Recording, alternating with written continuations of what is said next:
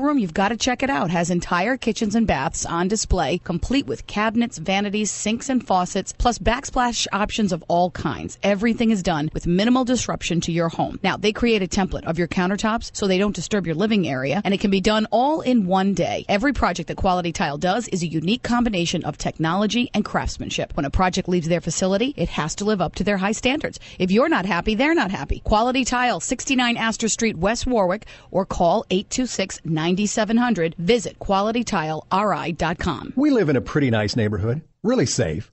Yeah, a few families have security systems, but not us. We felt really safe. Till last week, when someone broke into our home. We were gone less than an hour, and they took just about everything that wasn't nailed down.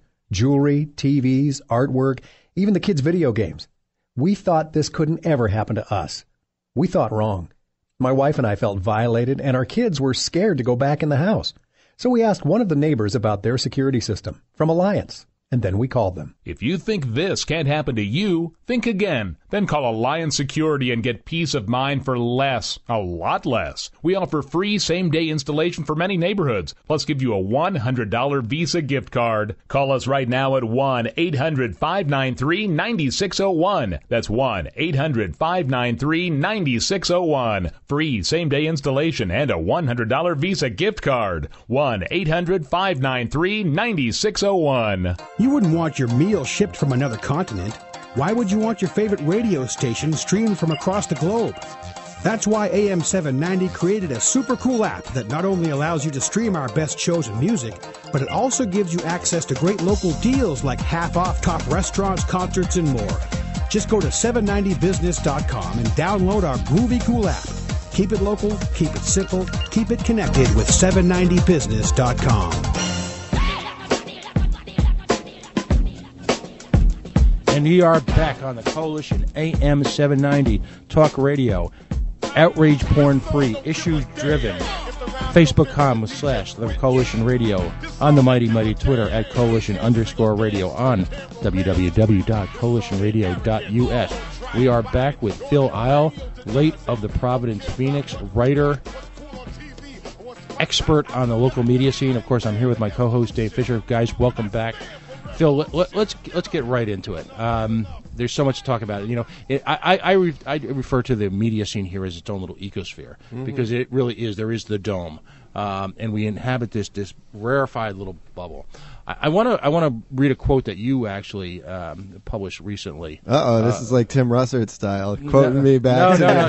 This is actually a quote from Hunter Thompson. Oh, okay, great. And it seems to be one of your lead. It seems to be part of your mission statement. And it basically is derived from his, I'll call it, eulogy of Richard Nixon. Yeah. And what I want to read this, and I want you to reflect on the media coverage here in this state of some of the same type of nefarious characters. Hunter Thompson wrote, "Some people will say that words like scum and rotten are wrong for objective journalism," which is true, but they miss the point.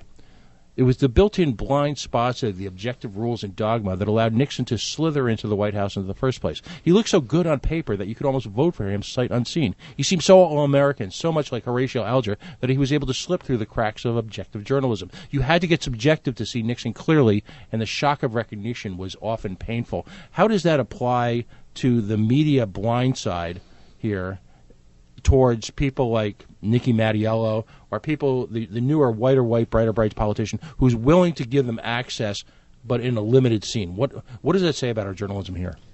Well, I think it goes back to the previous segment when we were talking about the Providence Phoenix. The reason I love that quote so much is because it's a real mission statement and rallying cry for any kind of what used to be called alternative media. And that was one of the quotes that really crystallized the spirit I tried to bring as an editor and writer at the Providence Phoenix. Two things about it. I mean, one, I was always trying to identify the blind spots in the existing media coverage of the state.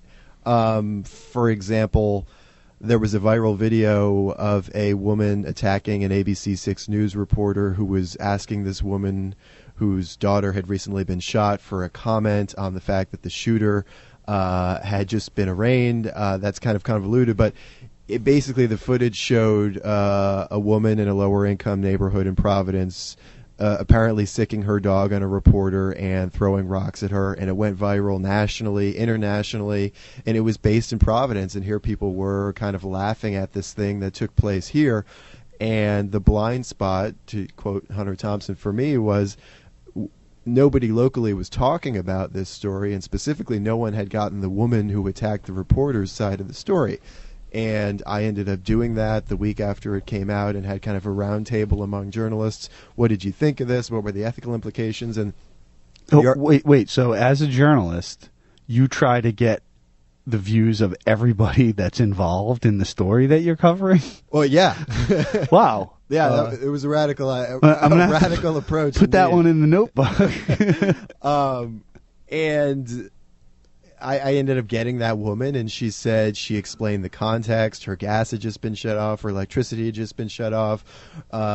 She had just been in the hospital, and, of course, her daughter had just been shot. Thankfully, her daughter survived, and she had already told this reporter, no, I don't want to talk to you. Go away. So I was really proud of that story because it brought a whole, it filled in that blind spot. So that's one way in which the Phoenix provided that, and I hope in some way that can carry on with the existing media landscape. The other part of that quote I like so much is the subjective part, the part about the language you can use when you write for an alternative or independent outlet. I don't know if I ever called anyone scum or rotten, but I did, when Westboro Church came and protested the legalization of gay marriage, I don't know what I can say here, but I called them a flaring rash on the ass of humanity that itches too much to be completely ignored. Can we use that? You can. I mean, full attribution. Brilliant. It's just too much to be completely ignored. So, that's just an example of the kind of stuff you could say at the Phoenix, and I relished that. It's a responsibility to work for that kind of outlet. You really can't just go willy-nilly calling names just for the sake of calling names. They have to be well thought out, and I think one of Felipe and Jorge's real talents was, they had a knack for funny names, but they also worked. Captain Blowhard for Governor Sondland, for example. Baby Gerber. Exactly. But to be able to apply that philosophy, that quote, on a local level where there is so much to talk about, and where sometimes you see stories being told in the traditional AP, objective, your side, the other side story that are just screaming for subjectivity. That, there were times, for example, marijuana legalization is one. It felt great to just kind of let loose with the Phoenix as an outlet. Well, one of the things that, my time over at EcoRI News, we tried to be great as independent media outlet. And thank you. I was so happy to be part of that Which organization. We featured in the Providence Phoenix. I'm happy. A couple of times actually, and they're on their sixth year now. They're going strong. They're putting out some great stuff. Digging up some dirt on things like this Spectra natural gas pipeline. Great stuff. But one of the things. So over the years, I've gone to many seminars at the Metcalf Institute. And one of the things that we talked about in especially environmental journalism is this over objectivity, where let's take a thing like climate change, where 97%, 98% of scientists say this is happening. Humans are the cause. 3% don't. Why should both of those factions get equal column inches in the paper or on the website? Why should they get equal sway? Why shouldn't that story be 97% yes, this is happening and humans cause it, and the last paragraph or the last couple of sentences, detractors say blah blah blah blah blah. Exactly. So I think that objectivity needs to be weighted as per the current information that you have, the best knowledge that you have at that point. Yeah. I mean, John Oliver did a great piece about that where he visually represented. Do you remember seeing that? It was one of his first shows on his new HBO show where he brought out all of the people that, believe, in quotes, in climate change and had them drown out a couple of the deniers. I mean, just recently there was an editor's note.